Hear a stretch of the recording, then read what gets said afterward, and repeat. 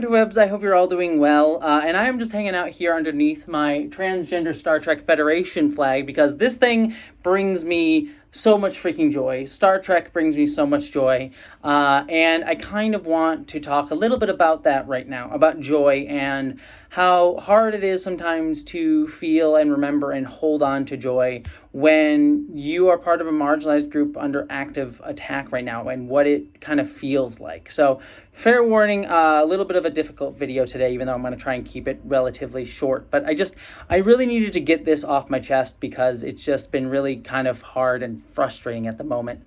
As many of you probably know, and I won't go into the nitty-gritty details of all of this, you can go check out my main channel for stuff on this. But I have been recently embroiled in a lot of the harassment and awfulness in toxic discussion surrounding the Hogwarts Legacy video game, J.K. Rowling, her anti-trans bigotry, and all of that stuff. Like I said, I won't get into the details of it. Go check out those videos if you want my further thoughts on it. But one of the things that has been going on surrounding this discourse around the game has been very clear that it has become a sort of galvanizing point for many in the gamer community to begin a kind of another harassment campaign. You know, if you go into really any transgender creator who even casually mentions Hogwarts Legacy or J.K. Rowling, which a lot of us are right now because it is something that is very pertinent to us considering transgender rights are under attack right now, you're going to see a lot of bigotry in those comments. A lot of people attacking, harassing, saying the same stock 5 things over and over and over again. You need to support the devs. She said, J.K. Rowling said nothing wrong. You're a freak. You're nasty. You're disgusting. The left is just bullying people into they're trying to ruin free speech. Just over and over and over and over and over and over and over and over and over and over and over again. They say these things. My timeline, my comment section is just filled with these things. And I know I'm not the only one. My friend Vera Wild at the Council of Geeks channel had her TikTok channel directly targeted by these people because she did a short TikTok about the situation, and they got her channel removed from TikTok, and she talked about that in one of her own videos. And trans people right now are just going through all of this horrible harassment. And it's really frustrating to me, not just amongst the discourse and terrible discussions that are going on, which again, if you want my thoughts on that, I did videos on them. I won't go into that. But on a more personal level, it's just really difficult to deal with all of that harassment and hold on to joy. This past week, I was really lucky to be able to go to the Star Trek Picard premiere, the season 3 premiere for Star Trek Picard. It was so amazing. It was honestly a dream come true. I got to be at the Chinese Theater in Los Angeles and watch on the big screen episodes of Star Trek with Patrick Stewart and Jerry Ryan and Jonathan Frakes in the freaking room. And then, honestly, more meaningfully to me is after that premiere, I got to go hang out with other Trekkie nerds. You know, I wasn't hanging out with Patrick Stewart or any of those folks. I was hanging out with folks like Sean Ferrick at Trek Culture. And I actually was in their post-premiere video with Sean Ferrick on Trek Culture. Go check out that video on Trek Culture. And you'll see me just filled with joy. I was so overwhelmed with happiness to just be surrounded by positive, caring people. People who checked in on me, by the way. You know, they were asking, you know, we were just there to have fun, but every time I met them and saw them, some of whom I've never met in real life before, but they reached out and said, hey, it's so wonderful to see you. We're so excited to see you. Are you doing all right? Right now, I know things are kind of shit. And I said, no, I'm happy right now. I'm great right now.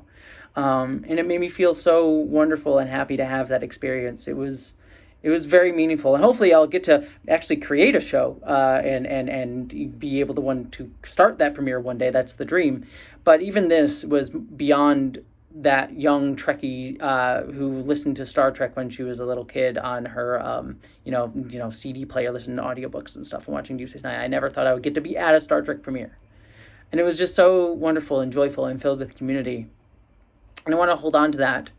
But then you come back home here, and I love my home, but it's just like I am looking at comments again surrounded by horrible toxic nonsense because it just keeps going and going and going, and it'll die down eventually. But it's just where it is right now.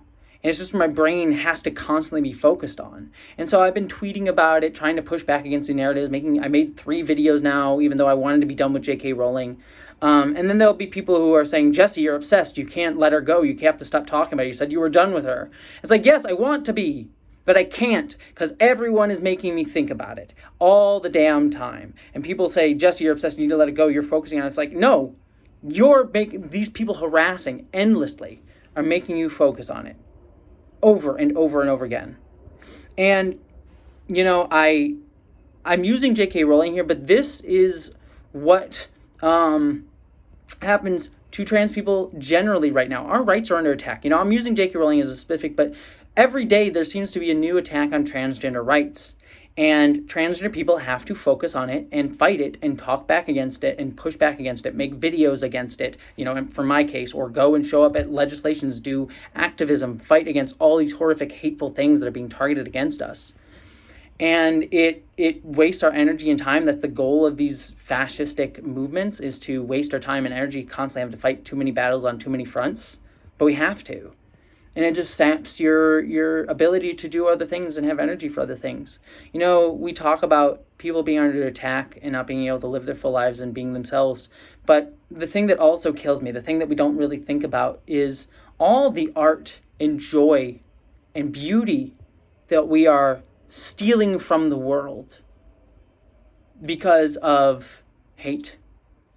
Imagine a transgender kid who got to be their full selves their entire life, gets to be inspired by the joy and wonder and mystery in the universe and the galaxy, looks up at something like the stars and sees beauty there, and wanted to write art and make something amazing. But they don't get to do that because they have to fight these fights, fight these battles. It's not quantifiable, that loss. But it is a loss. We've stolen from it's not stolen from trans people, it's stolen from everybody. That person's beautiful thoughts about the universe, because they have to focus on other stuff. And don't get me wrong, there's art made in protest, art made in defiance of hate. I hope I've done that, you know, with some of my work. But I do wonder sometimes of what I could have accomplished had I not. And like I said, I'm hoping to accomplish so much more. Don't worry, I'm trying to accomplish art. I'm trying to make cool and beautiful things. That's my goal. But I do wonder of the things that I could have already made. Maybe where I would have already been. Maybe I would have already gotten to make my own Star Trek show right now if I had been just a cis white dude seen by society. Or we lived in a society that allowed everyone, including cis white dudes, to live their full selves, be their full selves. Because, by the way, cis straight white dudes don't get to be their full selves either. They have to conform to this idea of masculinity that we shove upon them. So it's just something I think about. Yeah, it's a pain, and it's also very gaslighty to realize that, like, people say it's your fault, that you can't let it go. I wanted to let her go a long time ago. I'd be happy to never fucking talk about J.K. Rowling or transphobia or anti-trans bigotry ever again. I would happily never talk about being trans ever again, but people make it a deal. People make it an issue. They make being trans a issue. And it robs the world of so much joy and beauty. But don't get discouraged. I express this because it's something I'm feeling, but I don't want this video to end on a sad note, so I will tell you this. Again, we make art in defiance. We exist in defiance. We push on in defiance. And we, in some ways, are the art ourselves. Our existence in the world being something of pure beauty that is thriving despite all the terrible, terrible things going on. Our lives are a work of art. Our existence is a work of art. And never forget that. And I look at myself, my community, trans people, other people who are fighting right now, and I look on with wonder at them, just like I look at the stars, because they are both shining so bright right now. And I'll end there. Live long and prosper, everybody.